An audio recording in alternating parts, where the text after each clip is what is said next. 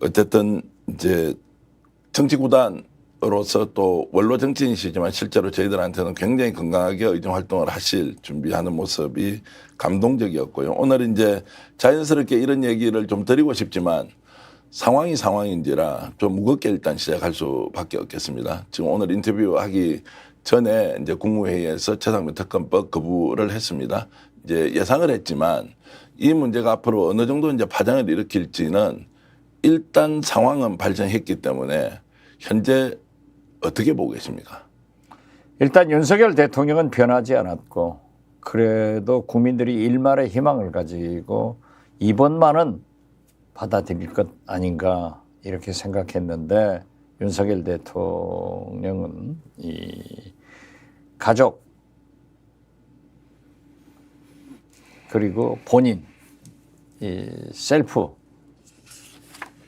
특검을 거부하고 있다.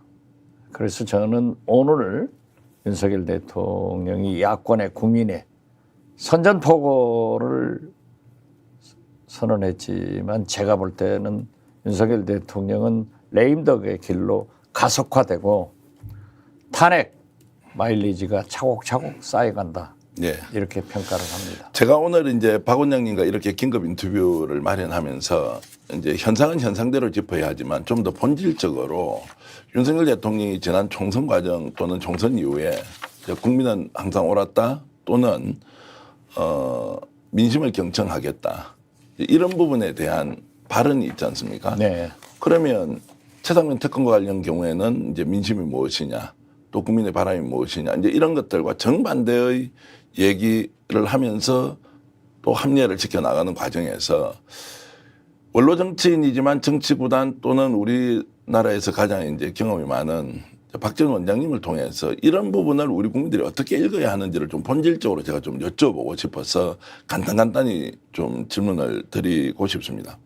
자, 윤석열 대통령이 총선 민심 받들겠다고 했는데 오늘 거부권 행사를 한 것은 총선 민심과 전혀 반대의 결과로 본인은 얘기한 겁니다. 이건 어떻게 봐야 합니까? 도대체 윤석열 대통령의 말씀은 믿을 수가 없어요. 네. 그렇기 때문에 속된 말로 입술에 침이 마르기 전에 바뀐다 하는데 거듭 말씀드리지만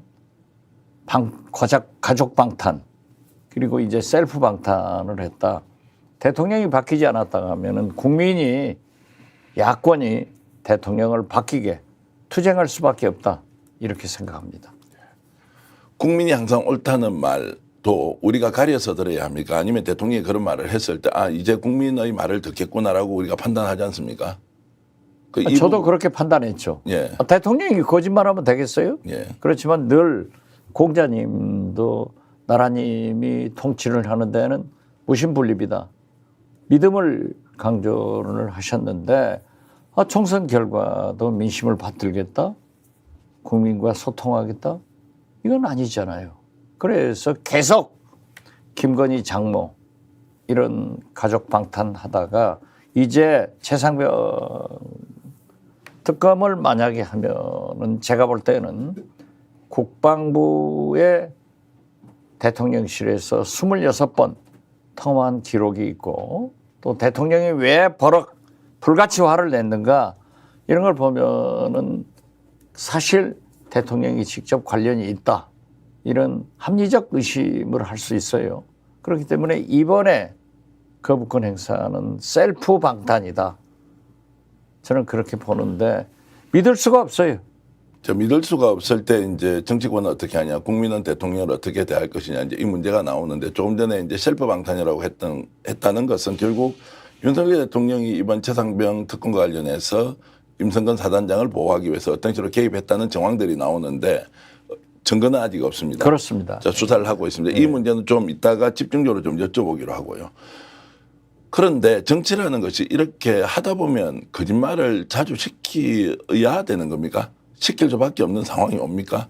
제가 이걸 근본적으로 좀 여쭤보고 싶은 거예요. 물론 현재나 과거나 정치인들이 바꿀 수는 있었어요. 그렇지만 지금은 시대가 그것을 요구하지 않습니다.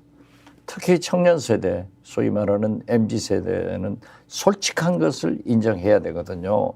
이번에 직구 파동만 하더라도 국무조정실에서 14개 부처와 오랫동안 협의를 해서 직구 문제를 하지 않겠다 이런 결정을 했는데 지금 대통령께서는 모른다, 몰랐다 이렇게 하시는데 그걸 우리 국민이 믿겠어요?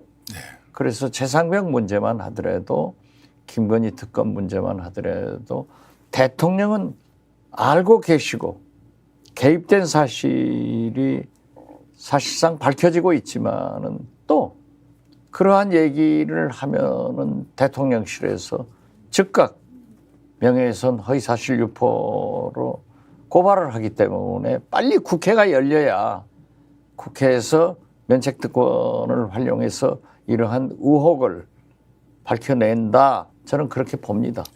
대통령은 바뀌지 않는다 말씀하셨고 거짓말을 계속시키고 있다. 그러나 국민들은 믿지 않는다. 자, 이런 정도까지 갔으면 결국 이 문제가 이제 국회로 넘어와서 21대 국회 때 한번 시도를 할 것이다. 5월 28일로 예정돼 있는데 네, 국회 재의결을 해야 되지 않습니까? 그렇습니다. 그러면 국민의힘에서 한 18표 정도가 이쪽으로 넘어와야 하는데 현재 상황으로 봐서는 특검법 재의결하면 국회 통과 가능성 어느 정도 보십니까? 산술적으로 보면은 8표죠. 예. 지금 현재 민주당 플러스 야권이 192석이기 때문에 그거는 이제 22대 국회고요. 22대 국회. 예. 21대 국회. 21대 때 지금 이제 시도를 한번 해야 되지 않습니까? 저는 정치인들은 항상 민심을 봅니다. 예. 물론 지금 현재 현역 의원 중 국민의힘에 낙천자도 있고 낙선자도 있단 말이에요. 그렇지만 그분들도 결국 정치를 하려고 하게 준비를 하고 있기 때문에 저는 그분들이 양심을 가지고 민심을 알아서 김건희 특검을 찬성해 줘야 된다.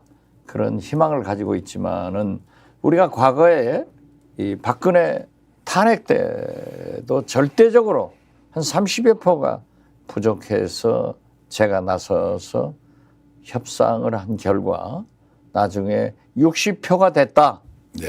이렇게 여당으로부터 연락받았지만은 그 결과는 62표 차이로 박근혜 대통령이 탄핵됐습니다. 그런 애국적인 민심을 존중하는 그런 집권 여당의 국회의원들이 있다. 또 이번 총선을 통해서 국민의힘이 패배한 것이 이유를 알고 있다. 그리고 윤석열 대통령이 무슨 일을 했는가에 대해서도 여의도 정치권에서는 입을 통해서 전달돼 있기 때문에 아셔서 저는 표를 잘 찍어줄 것으로 믿습니다만은 그건 뭐 뚜껑을 열어봐야 알죠. 저희가 이벤트 하나 마련했습니다. 혁신, 균형, 정의를 지향하는 대한민국의 정치, 경제, 미디어 스픽스가 지금 벌써 88.3만 명 정도 구독자를 지금 모집했습니다. 너무너무 감사드립니다. 88만 구독자의 시선을 한 번에 받을 기업을 저희들이 홍보해 드리려고 합니다. 저희들이 선착순으로 10개사를 뽑습니다. 2024년 5월 31일까지 메일로 보내주십시오. spixed@sfix.kr로 보내주시면 되고요. 접수 기간은 5월 말일까지고요. 10개사를 저희가 선착순으로 뽑습니다. 6월달 한 달, 그리고 7월달 한 달 각각 이렇게 한번 해봐가지고요. 우리가 한번 공유해보고 많이 평가해보고 판매해보고자 합니다.